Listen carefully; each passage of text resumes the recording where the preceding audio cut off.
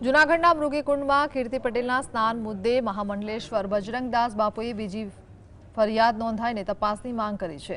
બજરંગદાસ બાપુએ કહ્યું છે કે ભવનાથમાં આવેલી કીર્તિ પટેલનો ઉતારો કોને આપ્યો તેની તપાસ થવી જોઈએ। જૂનાગઢ એસપીને બજરંગદાસ બાપુ દ્વારા રજૂઆત કરવામાં આવી હતી।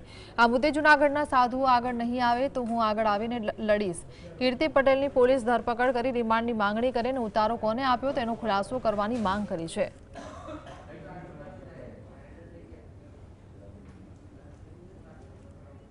पटेल ने उतारो कोनी आई पण रोकी कोनी आ मारो प्रश्न है सरकार ने। जूनागढ़ जिला एसपी ने मैं रजूआत करेली आ बाबत में के हूँ फरियादी बनू छू।